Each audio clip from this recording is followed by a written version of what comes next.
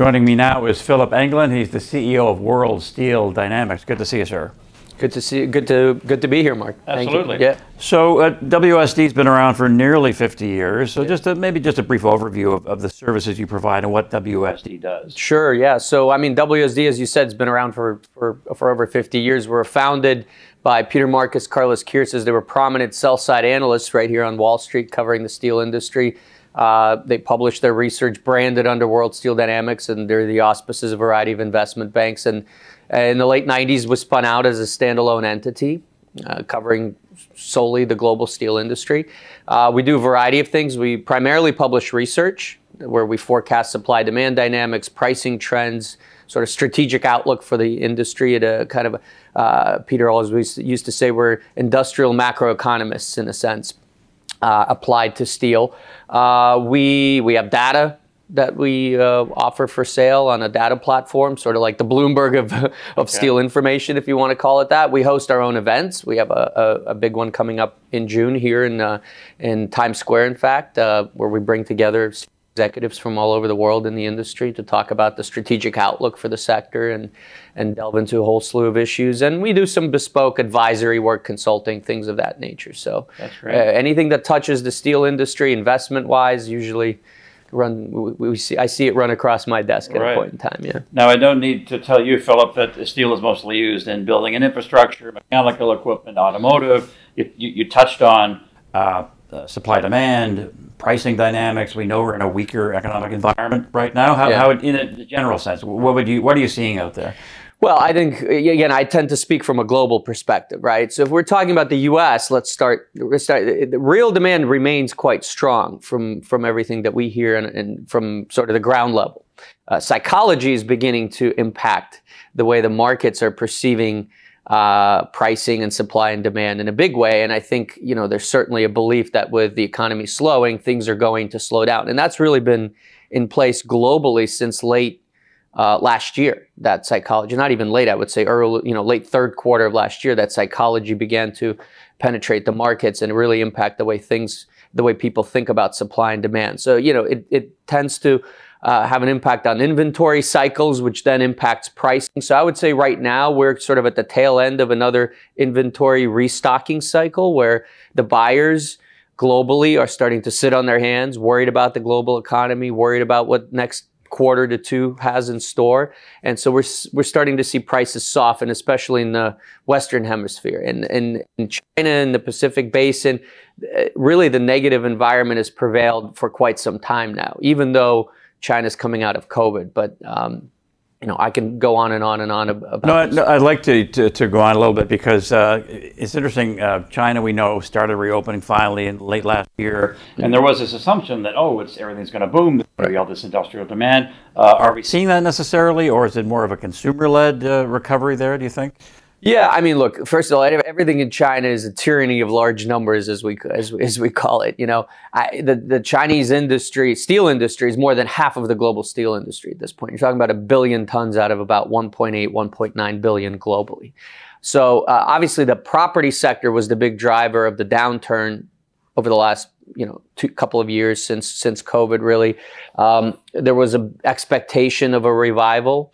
I would tell you what we're observing is, as you pointed out, that the overall economic upswing post-COVID is more consumer services driven than it is fixed asset investment driven, as we call it. Fixed asset investment really drives all the metals demand. So there is a bit of a disappointment in the air in China right now around steel demand specifically and really industrial output. So we were sort of expecting that. That was our view going into this year, going into the sort of the restart of the economy, because we just didn't see the fundamentals in the property sector being sufficiently robust to really propel things upward. That, and I would tell you, there's been policy signals in China for quite some time where they've indicated that this sort of cycle of almost perpetual growth is nearing its end.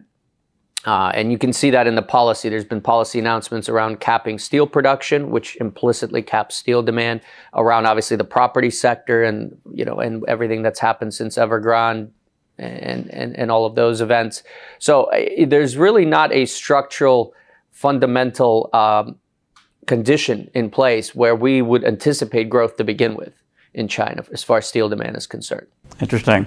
Now, as far as innovation in the steel industry, we know technology is always moving forward. Yeah. What's being done there, and where is most of that innovation coming from? Is it Asia? Is it the U.S.? Yeah. Well, look, I think innovation in the steel industry is perpetual. It really is. It's a technology game that happens at a glacial pace, kind of from the outside looking in. I think the U.S. has been a leader in terms of implementing the latest technologies, because the industry here has been essentially morphing from the Industrial Revolution style industry that we know of and hear about, to the more modern industry that's electric arc furnace based, much more technologically sort of cutting edge. So you certainly, in terms of implementation, I would say the U.S. is a leader. You can't ignore China, because it's probably the newest large-scale industry in the world, although it primarily is via the integrated route, as they call it. So it's your blast furnaces, basic oxygen furnace route. It's funny, because the equipment vendors that are really the cutting-edge companies, most of them are European. Right. Whether it's Italian or German. Okay. So you can't ignore that as part of the equation. And just lastly here, and continuing with the theme you're going on about there in terms of technology and innovation, that's also let's put it this way: companies they're trying to adapt and to this transition economy, to a greener economy. What steps are companies taking, do you say? Well, companies are in a tricky position in the steel industry, because, at least from the viewpoint of World Steel Dynamics, in many ways the transition for steel is a energy problem as much as it is a steel problem. The technologies that are required to produce greener steel are predominantly technologies that require tremendous amount of green energy. From a feasibility perspective, the technologies are, I wouldn't say proven, but it's reasonable to expect them to work at scale in the near term. The questions are, will there be enough energy to support that? For example, hydrogen-based steelmaking, where the energy requirement to produce something like a couple million tons of steel, which is the typical increment of a steel plant, is roughly the equivalent of a dedicated nuclear power plant, average size nuclear power plant, okay, to produce the amount of hydrogen and electricity that you would need to support that scale of steel making. So in many ways, it's a policy problem, because governments, frankly, with the exception of Europe and Canada, have really not defined the policy infrastructure, so to speak, for the steel industry to operate with it. There's an anticipation that there will be carbon costs and penalties associated with it, but they really don't exist or haven't been well defined outside of, really not even a couple of markets globally. Thank you for taking us inside the steel industry. Very interesting. My pleasure. Okay, good stuff. Philipp Englin, CEO of World Steel Dynamics.